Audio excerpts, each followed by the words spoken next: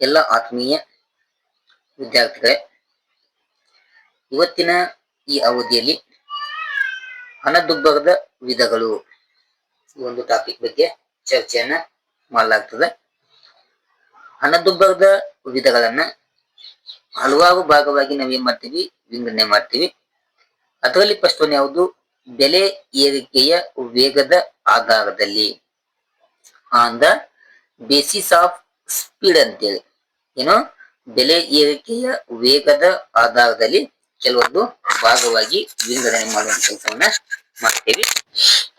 ಅದರಲ್ಲಿ ಇಲ್ಲಿ ನೋಡ್ರಿ, ಬೆಲೆಗಳು ಹೆಚ್ಚುತ್ತಿರುವ ವೇಗದ ತೀವ್ರತೆಯ ಆಧಾರದಲ್ಲಿ ಹಣದುಬ್ಬರವನ್ನ 4 ಭಾಗವಾಗಿ ನಾವೇನ್ ಮಾಡ್ತೀವಿ, ವಿಂಗಡಣೆ ಮಾಡುವಂತ ಕೆಲಸವನ್ನ ಮಾಡ್ತೀವಿ. ಯಾವಂತಂದ್ರ ತೆವಳುವ, ನಡೆಯುವ, ಓಡುವ ಮತ್ತು ನಾಗಾಲೋಟದ ಹಣದುಬ್ಬರ. ಇವು ಬೆಲೆ ಏರಿಕೆಯ ವೇಗದ ಆಧಾರದಲ್ಲಿ 4 ಭಾಗವಾಗಿ ವಿಂಗಡಣೆಯನ್ನ ಮಾಡ್ತೀವಿ. ಅವು ಯಾವಂತಂದ್ರ, ಒಂದು ತೆವಳುವ ಹಣದುಬ್ಬರ, ಕ್ರಾಫಿಂಗ್ ಇನ್ಫ್ಲೇಷನ್ ಅಂತೇಳಿ. ಏನು? ತೆವಳುವ ಹಣದುಬ್ಬರ. ಇಲ್ಲಿ ನೋಡ್ರಿ, ಇದು ಅತ್ಯಂತ ಮೃದುವಾದ ಅಥವಾ ಸೌಮ್ಯವಾದ ಹಣದುಬ್ಬರವಾಗಿದೆ. ಇದು ಅತ್ಯಂತ ಮೃದುವಾದ ಅಥವಾ ಸೌಮ್ಯವಾದ ಹಣದುಬ್ಬರವಾಗಿದೆ. ಬೆಲೆಗಳು ಅತಿ ನಿಧಾನವಾಗಿ ಬಹಳ ಕಡಿಮೆ ದರದಲ್ಲಿ ಏರುತ್ತಿದ್ದರೆ ಅದಕ್ಕೆ ನಾವೇನ್ ಕರಿತೀವಿ? ತೆವಳುವ ಹಣದುಬ್ಬರ ಎಂದು ಕರೆಯುತ್ತೇವೆ. ಏನು? ವಸ್ತುವಿನ ಬೆಲೆಯು ಅತಿ ನಿಧಾನವಾಗಿ, ಅದು ಬಹಳ ಕಡಿಮೆ ದರದಲ್ಲಿ, ಎಕ್ಸಾಂಪಲ್ಗೆ 5ರಿಂದ 10% ಅಥವಾ 10ರಿಂದ ಅದರ ಕೆಳಗಡೆ ಅತಿ ನಿಧಾನವಾಗಿ ಹೆಚ್ಚಳವಾಗುವಂತ ಒಂದು ಸನ್ನಿವೇಶಕ್ಕೆ ನಾವೆಂತ ಹಣದುಬ್ಬರ ಅಂತ ಕರಿತೀವಿ? ತೆವಳುವ ಹಣದುಬ್ಬರ ಅಂತೇಳಿ ಕರಿತೀವಿ. ಇದು ಬೆಲೆ ಏರಿಕೆ ಆಧಾರದಲ್ಲಿ 1ನೆಯ ವಿಧವಾಗಿದೆ. 2ನೇದು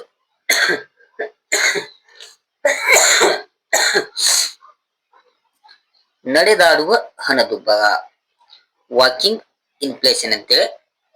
ಇಲ್ಲಿ ನೋಡ್ರಿ, ಅತಿ ನಿಧಾನವಾಗಿ ಆರಂಭವಾದ ಬೆಲೆ ಏರಿಕೆ ಕೆಲ ಸಮಯದ ನಂತರ ಸ್ವಲ್ಪ ಹೆಚ್ಚಿನ ದರದಲ್ಲಿ ಏರಲು ಪ್ರಾರಂಭಿಸಿದರೆ ಅದನ್ನು ನಡೆದಾಡುವ ಹಣದುಬ್ಬರ ಎಂದು ಕರೆಯುತ್ತೇವೆ. ಏನು? ಅತಿ ನಿಧಾನವಾಗಿ ಆರಂಭವಾದಂತಹ ಬೆಲೆ ಹೆಚ್ಚಳ ಕೆಲವು ಸಮಯದ ನಂತರ ಸ್ವಲ್ಪ ಹೆಚ್ಚಿನ ದರದಲ್ಲಿ ವಸ್ತುವಿನ ಬೆಲೆ ಹೆಚ್ಚಳ ಆತಂತಂದ್ರ ಅದ್ ನಾವೆಂತ ಹಣದುಬ್ಬರ ಅಂತ ಕರಿತೀವಿ? ನಡೆದಾಡುವ ಹಣದುಬ್ಬರ ಅಂತೇಳಿ ಕರಿತೀವಿ. ಅಂದರೆ ಮಗು ತೆವಳಿ ಅಂಬೆಗಾಲಿಟ್ಟು ಚಲಿಸಲು ಕಲಿತ ನಂತರ ಸಾವಕಾಶವಾಗಿ ನಡೆಯಲು ಪ್ರಾರಂಭಿಸುವ ರೀತಿಯಲ್ಲಿ ಬೆಲೆಗಳು ಪ್ರಾರಂಭದ ದರಕ್ಕಿಂತಲೂ ತುಸು ಹೆಚ್ಚು ಪ್ರಮಾಣದಲ್ಲಿ ಏರುವುದು ನಡೆದಾಡುವ ಹಣದುಬ್ಬರವಾಗಿದೆ. ಏನು? ಒಂದು ಮಗು ಇದೆಯಲ್ಲ, ಆ ಮಗು ತೆವಳೆ ಅಂಬೆಗಾಲನ್ನ ಇಟ್ಟು ಚಲಿಸಲು ಕಲಿತ ನಂತರ ಸಾವಕಾಶವಾಗಿ ನಡೆಯಲು ಪ್ರಾರಂಭಿಸುವಂತ ಒಂದು ಹಂತ ಇದೆಯಲ್ಲ, ಆ ಹಂತ ಇಲ್ಲಿ ನಡೆದಾಡುವ ಹಣದುಬ್ಬರಕ್ಕೆ ಹೋಲಿಕೆಯನ್ನ ಮಾಡಬಹುದು. ಇಲ್ಲಿ ಕೂಡ ಬೆಲೆಗಳು ಪ್ರಾರಂಭದ ದರಕ್ಕಿಂತಲೂ ತುಸು ಹೆಚ್ಚಿನ ಪ್ರಮಾಣದಲ್ಲಿ ಹೆಚ್ಚಳವಾಗುವಂತ ಒಂದು ಸನ್ನಿವೇಶಕ್ಕೆ ನಾವೇನ್ ಕರಿತೀವಿ? ನಡೆದಾಡುವ ಹಣದುಬ್ಬರ ಅಂತೇಳಿ ಕರಿತೀವಿ. ಇಲ್ಲಿ ವಾರ್ಷಿಕ ಸರಿಸುಮಾರು 3ರಿಂದ 4 ದರದಲ್ಲಿ ಬೆಲೆಗಳು ಏರುತ್ತಿದ್ದರೆ ಅದನ್ನ ನಡೆದಾಡುವ ಹಣದುಬ್ಬರ ಅಂತೇಳಿ ಕರಿತೀವಿ. ಎಷ್ಟು? 3ರಿಂದ 4 ದರದಲ್ಲಿ ಬೆಲೆಗಳು ಹೆಚ್ಚಳವಾಗುವಂತ ಒಂದು ಸನ್ನಿವೇಶಕ್ಕೆ ನಾವು ನಡೆದಾಡುವ ಹಣದುಬ್ಬರ ಅಂತೇಳಿ ಕರಿತೀವಿ. ಇದು 2ನೇ ವಿಧ. ಇನ್ನೊಂದು ಯಾವುದು? ಓಡುತ್ತಿರುವ ಹಣದುಬ್ಬರ, ರನ್ನಿಂಗ್ ಇನ್ಫ್ಲೇಷನ್ ಅಂತೇಳಿ. ಓಡುತ್ತಿರುವ ಹಣದುಬ್ಬರ. ಇಲ್ಲಿ ನೋಡ್ರಿ, ಬೆಲೆಗಳಲ್ಲಿನ ಏರಿಕೆಯು ಕಾಲಕ್ರಮೇಣ ತೀವ್ರಗೊಳ್ಳುವ ಸನ್ನಿವೇಶವನ್ನು ನಾವು ಓಡುತ್ತಿರುವ ಹಣದುಬ್ಬರ ಎಂದು ಕರೆಯುತ್ತೇವೆ. ಏನು? ಬೆಲೆಗಳಲ್ಲಿನ ಏರಿಕೆಯು ಕಾಲಕ್ರಮೇಣ ತೀವ್ರಗೊಳ್ಳುವಂತ ಒಂದು ಸನ್ನಿವೇಶವನ್ನು ಓಡುತ್ತಿರುವ ಹಣದುಬ್ಬರ ಅಂತ ಕರಿತೇವೆ. ಅಂದರೆ ಮಗು ನಡೆಯಲು ಕಲಿತ ಮೇಲೆ ಹೇಗೆ ಓಡಲು ಪ್ರಾರಂಭಿಸುವುದೋ ಅದೇ ರೀತಿಯಲ್ಲಿ ಬೆಲೆಗಳು ಏರುತ್ತವೆ. ಏನು, ಮಗು ಮಗು ನಡೆಯಲು ಕಲಿತ ಮೇಲೆ ಹೇಗೆ ಓಡಲು ಪ್ರಾರಂಭಿಸುವುದೋ ಅದೇ ರೀತಿ ಬೆಲೆಗಳು ಏರುತ್ತವೆ. ಅಂದ್ರೆ ಒಂದು ಮಗು ನಡೆಯಲು ಕಲಿತ ಮೇಲೆ ನಂತರ ಆ ಮಗು ಏನ್ ಮಾಡ್ತದ, ಓಡುವಂತ ಒಂದು ಸನ್ನಿವೇಶಕ್ಕೆ ಕೈ ಹಾಕ್ತದ. ಅದೇ ರೀತಿ ಬೆಲೆ ಕೂಡ ಆ ವೇಗದಲ್ಲಿ ಹೆಚ್ಚಳವಾಗುವಂತ ಒಂದು ಸನ್ನಿವೇಶಕ್ಕೆ ನಾವೇನ್ ಕರಿತೀವಿ, ಓಡುತ್ತಿರುವ ಹಣದುಬ್ಬರ ಅಂತೇಳಿ ಕರಿತೀವಿ. ಇಂತಹ ಸನ್ನಿವೇಶವು ಬೆಲೆ ಏರಿಕೆ ನಿರಂತರವಾಗುವ ಮತ್ತು ಅಪಾಯಕಾರಿ ಮಟ್ಟವನ್ನ ತಲುಪುವುದನ್ನ ಪ್ರತಿಬಿಂಬಿಸುತ್ತದೆ. ಇಲ್ಲಿ ಬೆಲೆ ಹೆಚ್ಚಳ ಕೊನೆಗೆ ಏನ್ ಮಾಡ್ತದ, ಅಪಾಯದ ಮಟ್ಟವನ್ನು ತಲುಪುವಂತ ಒಂದು ಸನ್ನಿವೇಶವನ್ನ ಪ್ರತಿಬಿಂಬಿಸುವಂತ ಕೆಲಸವನ್ನ ಮಾಡ್ತದ. ಆಮೇಲೆ ಬೆಲೆಗಳು ವಾರ್ಷಿಕ ಶೇಕಡ 10ಕ್ಕಿಂತಲೂ ಅಧಿಕ ದರದಲ್ಲಿ ಏರುತ್ತಿದ್ದರೆ ಅದನ್ನ ನಾವೇನ್ ಕರಿತೀವಿ, ಓಡುತ್ತಿರುವ ಹಣದುಬ್ಬರ ಅಂತೇಳಿ ಕರಿತೀವಿ. ಶೇಕಡ 10ಕ್ಕಿಂತಲೂ ಅಧಿಕ ದರದಲ್ಲಿ ಹೆಚ್ಚಳವಾಗುವಂತ ಒಂದು ಸನ್ನಿವೇಶ, ಇದನ್ನ ಓಡುತ್ತಿರುವ ಹಣದುಬ್ಬರ ಅಂತ ಕರಿತೀವಿ. ನಾಲ್ಕನೇದೇನು, ನಾಗಾಲೋಟದ ಹಣದುಬ್ಬರ. ನಾಗಾಲೋಟದ ಹಣದುಬ್ಬರ, ಗ್ಲ್ಯಾಂಪಿಂಗ್ ಅಂಡ್ ಹ್ಯಾಫರ್ ಇನ್ಫ್ಲೇಷನ್ ಅಂತೇಳಿ. ಇಲ್ಲಿ ನೋಡ್ರಿ, ಬೆಲೆಗಳು ಬಹಳ ಹೆಚ್ಚಿನ ದರದಲ್ಲಿ ತುಂಬಾ ರಭಸವಾಗಿ ಏರುತ್ತಿರುವ ಸನ್ನಿವೇಶವು ನಾಗಾಲೋಟದ ಹಣದುಬ್ಬರವಾಗಿದೆ. ಏನು, ಬೆಲೆಗಳು ಬಹಳ ಹೆಚ್ಚಿನ ದರದಲ್ಲಿ ತುಂಬಾ ರಭಸವಾಗಿ ಹೆಚ್ಚಳವಾಗುವಂತೆ ಒಂದು ಸನ್ನಿವೇಶಕ್ಕೆ ನಾವು ನಾಗಾಲೋಟದ ಹಣದುಬ್ಬರ ಅಂತೇಳಿ ಕರೆಯುವಂತ ಕೆಲಸವನ್ನ ಮಾಡ್ತೇವೆ. ಅಂದರೆ ನಾಗಾಲೋಟದ ಹಣದುಬ್ಬರದ ಸ್ಥಿತಿಯಲ್ಲಿ ಬೆಲೆಗಳು ಪ್ರತಿ ಹಂತದಲ್ಲೂ ಏರುತ್ತಿರುತ್ತವೆ. ಏನ್ ಹಂತಗಳು ಬರ್ತಾವಲ್ಲ, ಈ ನಾಗಾಲೋಟದ ಹಣದುಬ್ಬರ ಇದ್ದಂತ ಸನ್ನಿವೇಶದಲ್ಲಿ ವಸ್ತುವಿನ ಬೆಲೆಯು ಪ್ರತಿ ಹಂತದಲ್ಲಿ ಏನ್ ಮಾಡ್ತಾವು, ಹೆಚ್ಚಳವಾಗುವಂತ ಸನ್ನಿವೇಶಕ್ಕೆ ಒಳಗಾಗ್ತಾವ. ಈ ಏರಿಕೆ ಯಾವ ಹಂತ ತಲುಪುತ್ತದೆ ಎಂಬುದನ್ನ ಹೇಳುವುದೇ ಸಾಧ್ಯವಾಗುವುದಿಲ್ಲ. ಈ ನಾಗಾಲೋಟದ ಹಣದುಬ್ಬರ ಸನ್ನಿವೇಶ ಇದೆಯಲ್ಲ, ಇದು ಕೊನೆಗೆ ಯಾವ ಹಂತವನ್ನು ತಲುಪ್ತದ ಎಂಬುದನ್ನ ಹೇಳಲು ಸಾಧ್ಯ ಆಗುವುದಿಲ್ಲ. ಈ ರೀತಿಯ ಹಣದುಬ್ಬರ ತುಂಬಾ ಅಪಾಯಕಾರಿಯಾಗಿರುತ್ತದೆ. ಆಮೇಲೆ ಬೆಲೆಗಳು ವಾರ್ಷಿಕ ಶೇಕಡ 100ರಿಂದ ಶೇಕಡ 200 ದರದಲ್ಲಿ ಹೆಚ್ಚಳವಾಗುತ್ತಿರುವಂತಹ ಸನ್ನಿವೇಶಕ್ಕೆ ನಾವೇನ್ ಕರಿತೀವಿ, ನಾಗಾಲೋಟದ ಹಣದುಬ್ಬರ ಅಂತೇಳಿ ಕರಿತೀವಿ. ಎಷ್ಟು, ಶೇಕಡ 100ರಿಂದ ಶೇಕಡ 200 ದರದಲ್ಲಿ ಹೆಚ್ಚಳವಾಗುವಂತಹ ಒಂದು ಸನ್ನಿವೇಶಕ್ಕೆ ನಾಗಾಲೋಟದ ಹಣದುಬ್ಬರ ಅಂತ ಕರಿತೀವಿ.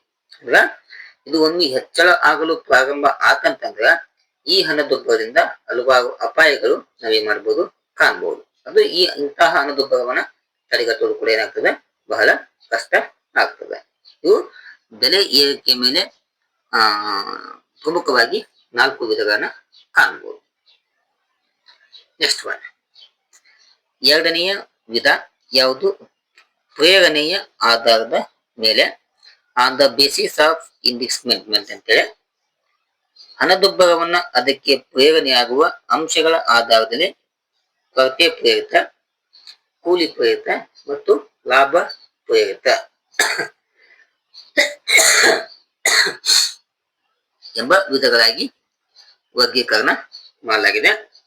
ಅದರಲ್ಲಿ ಒಂದೇದು ಯಾವುದು, ಕೊರತೆ ಪ್ರೇರಿತ ಹಣದುಬ್ಬರ. ಇದರ ಬಗ್ಗೆ ಚರ್ಚೆಯನ್ನ ಮಾಡೋಣ. ಸರ್ಕಾರವು ಅನುಸರಿಸುವ ಕೊರತೆ ಹಣಕಾಸು ನೀತಿಯ ಕಾರಣದಿಂದಾಗಿ ಉದ್ಭವಿಸುವ ಹಣದುಬ್ಬರವನ್ನ ಕೊರತೆ ಪ್ರೇರಿತ ಹಣದುಬ್ಬರ ಎಂದು ಕರೆಯುತ್ತೇವೆ. ಕೊರತೆ ಹಣಕಾಸು ನೀತಿ ಅಂತಂದ್ರ ವೆಚ್ಚದ ಪ್ರಮಾಣ ಅಧಿಕವಾಗಿದ್ದು ಸರ್ಕಾರದ ಆದಾಯ ಕಡಿಮೆ ಇತ್ತಂತಂದ್ರ ಅದಕ್ಕೆ ನಾವೇನ್ ಕರಿತೀವಿ, ಕೊರತೆ ಹಣಕಾಸು ನೀತಿ ಅಂತ ಕರಿತೀವಿ. ಅಂದ್ರ ಸರ್ಕಾರವು ಹೆಚ್ಚಿನ ಪ್ರಮಾಣದಲ್ಲಿ ಖರ್ಚನ್ನ ಮಾಡುವಂತ ಸನ್ನಿವೇಶಕ್ಕೆ ನಾವು ಕೊರತೆ ಹಣಕಾಸು ನೀತಿ ಅಂತ ಕರಿತೀವಿ. ಅವಾಗ ಸರ್ಕಾರದ ಆದಾಯ ಕಡಿಮೆ ಇರ್ತದೆ. ಹೆಚ್ಚಿನ ಪ್ರಮಾಣದಲ್ಲಿ ಹಣವನ್ನ ವೆಚ್ಚ ಮಾಡ್ತಂತಂದ್ರ ಜನಸಾಮಾನ್ಯರ ಬಳಿ ಹಣಕಾಸಿನ ಪ್ರಮಾಣ ಹೆಚ್ಚಳವಾಗಿ ವಸ್ತುವಿಗೆ ಬೇಡಿಕೆ ಪ್ರಮಾಣ ಹೆಚ್ಚಳವಾಗಿ ಹಣದುಬ್ಬರ ಸಂಭವಿಸ್ತದೆ. ಅಂತ ಸಂಭವಿಸುವಂತ ಹಣದುಬ್ಬರ ನಾವು ಏನ್ಕೊಳ್ತೀವಿ, ಕೊರತೆ ಪ್ರೇರಿತ ಹಣದುಬ್ಬರ ಅಂತೇಳಿ ಕರೆಯುವಂತ ಕೆಲಸವನ್ನ ಮಾಡ್ತೇವೆ. ಓಕೆನಾ. ಸರ್ಕಾರ ತನ್ನ ಕೊರತೆ ಹಣಕಾಸು ಧೋರಣೆಯ ಮೂಲಕ ಬಿಡುಗಡೆಗೊಳಿಸುವ ಹೆಚ್ಚುವರಿ ಸಂಪನ್ಮೂಲಗಳನ್ನು ಭರಿಸುವ ಶಕ್ತಿಯನ್ನು ಆರ್ಥಿಕತೆ ಪಡೆಯದಿದ್ದಾಗ ಬೆಲೆಗಳು ಏರಿ ಹಣದುಬ್ಬರ ಪರಿಸ್ಥಿತಿ ಏರ್ಪಡುತ್ತದೆ. ಓಕೆನಾ. ಅದಕ್ಕಾಗಿ ಆ ಮೇರೆಗೆ ಕೊರತೆ ಪ್ರೇರಿತ ಹಣದುಬ್ಬರ ಅಸಮತೋಲನ ಮುಂಗಡ ಪತ್ರ ಧೋರಣೆಯ ಮೂಲಕ ಸಂಭವಿಸುತ್ತದೆ ಎಂಬುದು ಬಹಳ ಸ್ಪಷ್ಟವಾಗಿ ಕಾಣ್ತದೆ. ಇದು ಪ್ರೇರಣೆಯ ಆಧಾರದ ಮೇಲೆ ಇರುವಂತಹ ಒಂದನೆಯ ವಿಧ ಆಗಿದೆ. ಸೆಕೆಂಡ್ ಒನ್ ಕೂಲಿ ಪ್ರೇರಿತ ಹಣದುಬ್ಬರ. ಕೂಲಿ ಪ್ರೇರಿತ ಹಣದುಬ್ಬರ.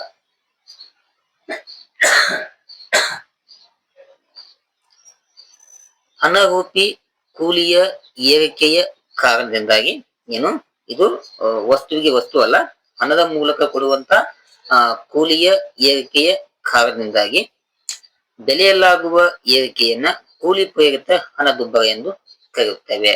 ಅಂದ್ರೆ ಕೆಲಸ ಮಾಡುವಂತ ಕೂಲಿ ಕಾರ್ಮಿಕರ ವೇತನ ಅಥವಾ ಕೂಲಿ ಹೆಚ್ಚಳ ಆಗುವುದರ ಮೂಲಕ ಆ ಕೂಲಿ ಏನಾದ್ರೂ ಹೆಚ್ಚಳವಾತಂತಂದ್ರ ಬೆಲೆಯಲ್ಲಿ ಏನಾದ್ರೂ ಏರಿಕೆ ಉಂಟಾತಂದ್ರ ಅದನ್ನ ನಾವೇನ್ ಕರಿತೀವಿ, ಕೂಲಿ ಪ್ರೇರಿತ ಹಣದುಬ್ಬರ ಅಂತೇಳಿ ಕರಿತೇವೆ.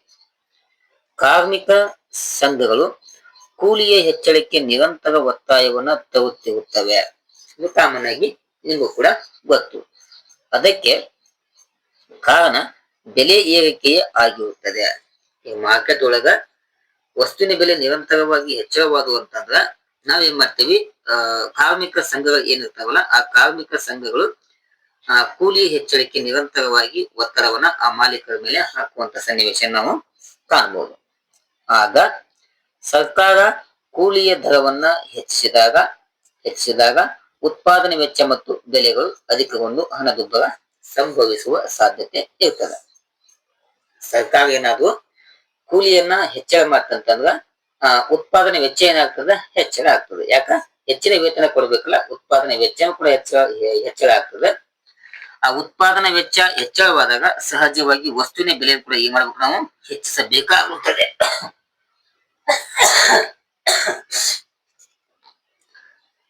ಉತ್ಪಾದನೆ ವೆಚ್ಚ ಅಧಿಕ ಆತಂತಂದ್ರ ನಾವು ಕಾಮನ್ ಆಗಿ ಏನ್ ಮಾಡ್ಬೇಕು, ವಸ್ತುವಿನ ಬೆಲೆಯನ್ನ ಹೆಚ್ಚಳವನ್ನ ಮಾಡ್ಬೇಕಾಗ್ತದೆ. ಅವಾಗ ಸಂಭವಿಸುವಂತ ಒಂದು ಹಣದುಬ್ಬರಕ್ಕೆ ನಾವು ಏನ್ ಕರಿತೀವಿ, ಕೂಲಿ ಪ್ರೇರಿತ ಹಣದುಬ್ಬರ ಎಂದು ಕರೆಯುತ್ತೇವೆ. ಹೀಗೆ ಬೆಲೆ ಏರಿಕೆ ಕೂಲಿ ದರದ ಹೆಚ್ಚಳಕ್ಕೆ ಮತ್ತು ಕೂಲಿಯ ದರದಲ್ಲಿನ ಹೆಚ್ಚಳ ಬೆಲೆ ಏರಿಕೆಗೆ ಕಾರಣವಾಗುತ್ತದೆ. ನಾವೇನ್ ಕರಿತೀವಿ, ಕೂಲಿ ಪ್ರೇರಿತ ಹಣದುಬ್ಬರ ಎಂದು ಕರೆಯುತ್ತೇವೆ. ಇದು ಎರಡನೆಯ ವಿಧ. ಇನ್ನೊಂದು ಯಾವುದು, ಲಾಭ ಪ್ರೇರಿತ ಹಣದುಬ್ಬರ ಅಂತೇಳಿ.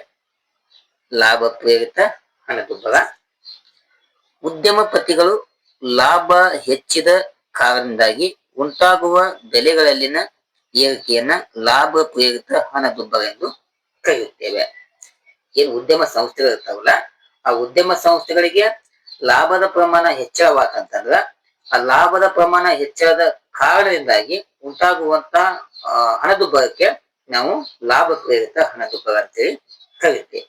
ಇಲ್ಲಿ ನೋಡ್ರಿ, ಸಾಮಾನ್ಯ ಬೆಲೆಯ ಮಟ್ಟ ಅಥವಾ ಹೊಸ ಬಂಡವಾಳ ಸರಕುಗಳ ಬೆಲೆಯಲ್ಲಿ ಹೆಚ್ಚಳ ಉಂಟಾದಾಗ ಲಾಭವು ಹೆಚ್ಚುತ್ತದೆ. ಏನು, ಹೊಸ ಬಂಡವಾಳ ಸರಕುಗಳ ಬೆಲೆ ಹೆಚ್ಚಳ ಉಂಟಾದಾಗ ಲಾಭವು ಕೂಡ ಏನಾಗ್ತದ, ಹೆಚ್ಚಳ. ಹಾಗೂ ಲಾಭದಲ್ಲಿನ ಹೆಚ್ಚಳ ಲಾಭ ಪ್ರೇರಿತ ಹಣದುಬ್ಬರಕ್ಕೆ ದಾರಿಯನ್ನ ಮಾಡಿ ಕೊಡ್ತದೆ. ಅದಕ್ಕೆ ನಾವೇನ್ ಕರಿತೀವಿ, ಲಾಭ ಪ್ರೇರಿತ ಹಣದುಬ್ಬರ ಅಂತೇಳಿ ಕರಿತೀವಿ.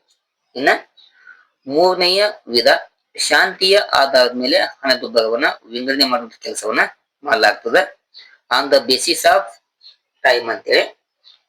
ಕಾಲದ ಆಧಾರದಲ್ಲಿ ಹಣದುಬ್ಬರವನ್ನ ಯುದ್ಧ ಕಾಲದ ಹಣದುಬ್ಬರ, ಯುದ್ಧದ ನಂತರದ ಹಣದುಬ್ಬರ ಮತ್ತು ಶಾಂತಿ ಕಾಲದ ಹಣದುಬ್ಬರ ಎಂದು ಮೂರು ಭಾಗವಾಗಿ ವಿಂಗಡಣೆಯನ್ನ ಮಾಡುವಂತ ಕೆಲಸವನ್ನ ಮಾಡಲಾಗಿದೆ. ಅದರಲ್ಲಿ ಒಂದು ಯಾವುದು, ಒಂದು ಯುದ್ಧ ಕಾಲದ ಹಣದುಬ್ಬರ, ವಾರ್ ಟೈಮ್ ಇನ್ಫ್ಲೇಷನ್ ಅಂತೇಳಿ. ಇಲ್ಲಿ ನೋಡ್ರಿ, ಯುದ್ಧದ ಕಾರಣದಿಂದಾಗಿ ಬೆಲೆಗಳಲ್ಲಾಗುವ ಏರಿಕೆಯನ್ನ ಯುದ್ಧ ಕಾಲದ ಹಣದುಬ್ಬರ ಎಂದು ಕರೆಯುತ್ತೇವೆ. ಏನು, ಯುದ್ಧ ನಡೆಯುವಂತ ಸನ್ನಿವೇಶದಲ್ಲಿ ಅದರ ಒಂದು ಕಾರಣದಿಂದಾಗಿ ಬೆಲೆಯಲ್ಲಾಗುವ ಏರಿಕೆಯನ್ನ ಯುದ್ಧ ಕಾಲದ ಹಣದುಬ್ಬರ ಎಂದು ಕರೆಯುತ್ತೇವೆ. ಯಾಕಂತಂದ್ರ ಯುದ್ಧ ನಡೆಯುತ್ತಿರುವ ಸಂದರ್ಭದಲ್ಲಿ ಎಲ್ಲಾ ಸಂಪನ್ಮೂಲಗಳನ್ನ ಯುದ್ಧದ ಉದ್ದೇಶಗಳಿಗೆ ಕ್ರೋಢೀಕರಿಸಬೇಕಾಗುತ್ತದೆ ಹಾಗೂ ಯುದ್ಧದ ಕಾಲದಲ್ಲಿ ಆರ್ಥಿಕತೆ ತೀವ್ರ ಒತ್ತಡಗಳನ್ನ ಅನುಭವಿಸಬೇಕಾಗುತ್ತದೆ. ಅಲ್ಲದೆ ಈ ಕಾಲದಲ್ಲಿ ಸರ್ಕಾರವು ಅಧಿಕ ವೆಚ್ಚವನ್ನ ಮಾಡಬೇಕಾಗುತ್ತದೆ. ಈ ಎಲ್ಲಾ ಕಾರಣದಿಂದಾಗಿ ಬೆಲೆಯ ಮಟ್ಟದಲ್ಲಿ ಏರಿಕೆ ಸಂಭವಿಸ್ತದ. ಇಂಥವಕ್ಕ ನಾವ್ ಏನ್ ಯುದ್ಧ ಕಾಲದ ಹಣದುಬ್ಬರ ಎಂದು ಕರೆಯುತ್ತೇವೆ. ಇದು ಒಂದನೆಯ ವಿಧ. ಸೆಕೆಂಡ್ ಒನ್, ಯುದ್ಧದ ನಂತರದ ಹಣದುಬ್ಬರ. ಯುದ್ಧ ನಂತರದ ಹಣದುಬ್ಬರ ಇದು ಸಮಯದ ಮೇಲೆ ಎರಡನೆಯ ವಿಧ. ಯುದ್ಧ ಮುಗಿದ ನಂತರ, ಈಗ ಮೊದ್ಲೇಕ ಯುದ್ಧ ನಡೆಯುವಂತಹ ಸಮಯದಲ್ಲಿ ಹಣದುಬ್ಬರ ಸಂಭವಿಸೋದಕ್ಕೆ ಯುದ್ಧದ ಹಣದುಬ್ಬರ ಅಂತ ಕರೆದಿದ್ನ್ಯಾನ. ಈಗ ಯುದ್ಧ ಆದ್ಮೇಲೆ ಅದು ಕೂಡ ಹಣದುಬ್ಬರ ಸಂಭವಿಸ್ತದ. ಯುದ್ಧ ಮುಗಿದ ನಂತರ ಅಸ್ತಿತ್ವಕ್ಕೆ ಬರುವ ಸನ್ನಿವೇಶದ ಕಾರಣದಿಂದಾಗಿ ಸಂಭವಿಸುವ ಬೆಲೆ ಏರಿಕೆಯನ್ನು ಯುದ್ಧ ನಂತರದ ಹಣದುಬ್ಬರ ಎಂದು ಕರೆಯುತ್ತೇವೆ. ಅಂದ್ರ ಯುದ್ಧ ಮುಗಿದ ನಂತರ ಸರ್ಕಾರ ಯುದ್ಧ ಕಾಲದ ತೆರಿಗೆಯನ್ನ ವಾಪಸ್ ಪಡೆಯುವುದರಿಂದ ಮತ್ತು ಸಾರ್ವಜನಿಕ ಸಾಲವನ್ನು ಮರುಪಾವತಿ ಮಾಡುವುದರಿಂದ ಜನರ ವಿನಿಯೋಗಕ್ಕೆ ಲಭ್ಯವಿರುವ ಆದಾಯ ಹೆಚ್ಚುತ್ತದೆ.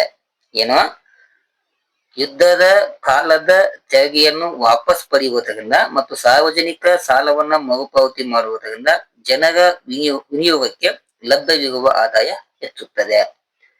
ಇದರಿಂದಾಗಿ ಅವರ ವೆಚ್ಚ ಹೆಚ್ಚುತ್ತದೆ ಹಾಗೂ ಬೆಲೆಗಳು ಏರುತ್ತವೆ.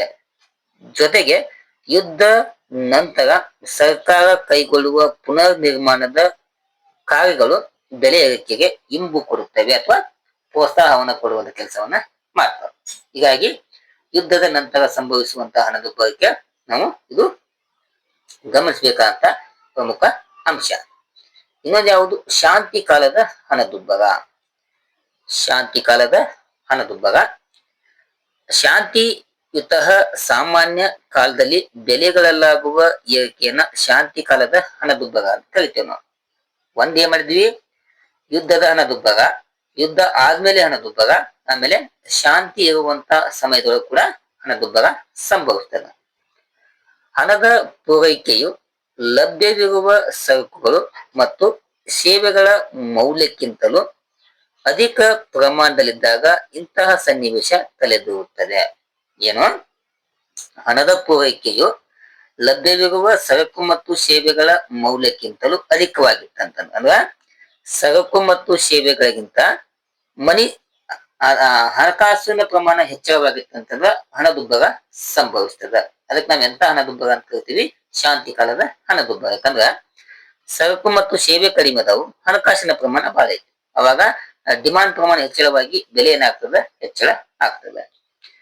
ಸರ್ಕಾರ ದೀರ್ಘ ಗರ್ಭಾವಧಿ ಕಾಲ ಹೊಂದಿರುವ ಯೋಜನೆಗಳಲ್ಲಿ ಅಧಿಕ ಮೊತ್ತದ ಬಂಡವಾಳವನ್ನ ತೊಡಗಿಸುತ್ತಿದ್ದಾಗ ಇಂತಹ ಸನ್ನಿವೇಶ ಸೃಷ್ಟಿ ಆಗಬಹುದು ಅಥವಾ ಇನ್ಯಾವುದೇ ಕಾರಣಗಳಿಂದಾಗಿ ಇದೇನಾಗಬಹುದು? ಸೃಷ್ಟಿಯಾಗುವಂತ ಕೆಲಸ ಆಗ್ತದೆ. ಓಕೆನಾ? ಇಷ್ಟು ಸಮಯದ ಆಧಾರದ ಮೇಲೆ ಹಣದುಬ್ಬರದ ಪ್ರಮುಖ 3 ಕಾರಣಗಳ ಬಗ್ಗೆ ಚರ್ಚೆಯನ್ನ ಮಾಡಲಾಗಿದೆ. ಮುಂದಿನ ಅವಧಿಯಲ್ಲಿ ಈ ಒಂದು ಭಾಗವನ್ನ ಮುಂದುವರಿಸಲಾಗುತ್ತದೆ. ಓಕೆನಾ? ಇಲ್ಲಿಯ ತನಕ ತರಗತಿ ವೀಕ್ಷಿಸಿದ ಎಲ್ಲಾ ವಿದ್ಯಾರ್ಥಿಗಳಿಗೆ ಧನ್ಯವಾದಗಳು. Thank you. ನಮಸ್ಕಾರ.